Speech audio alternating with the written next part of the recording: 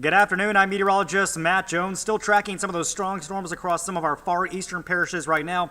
The good news is, though, things are really going to be quieting down as we head through the rest of the late afternoon and especially tonight, and that is some very good news for us because we have just seen a tremendous amount of rain over the last 12 hours, and most of that fell within just a few hours this morning. We also had lots of severe weather. We had several tornado warnings. It was just a very, very busy, active morning. Look at all the rainfall that we've seen adding up just within the last 12 hours. Pretty much everyone in the central portion of the Arklatex picking up at least 3 inches of rain, but we zoom in a little bit closer here and look at that. Southern portions of Panola County there in East Texas really got clobbered by those storms this morning. We have some Doppler estimates of over 9 inches of rain and really some very serious flash flooding going on across parts of the Arklatex. And even though the rain is gradually ending, we still have all these flood warnings, flash flood warnings that'll continue through most of the afternoon, still including Shreveport and most of DeSoto Parish. This extends east north of Natchitoches, also portions of our northeastern counties there, Claiborne Parish,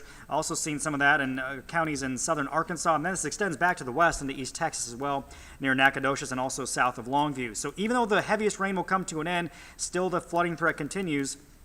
And we're not quite done with the storms yet. I think we could see a few more of these popping up through the afternoon. You can see that on Future Track by about 5 p.m. More scattered storms. It's not going to be nearly as heavy, though, as what we had earlier this morning. And then all that begins to fade away. We'll finally see some quieter conditions overnight tonight.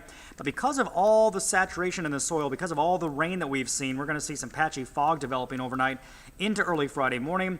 And the good news is most of Friday looking much drier across the area. Could see a few storms, especially along and north of I-30, but it's going to be a much drier day. We'll have the sunshine out, and that's going to help dry up some of those puddles and some of the flooding that we have across the area. So good news for Friday is that we do have drier air on the way. And the good news going forward is that overall those rain chances looking a lot lower for the weekend, only about a 30% chance of rain Saturday and Sunday. Your hour-by-hour forecast for the rest of this afternoon.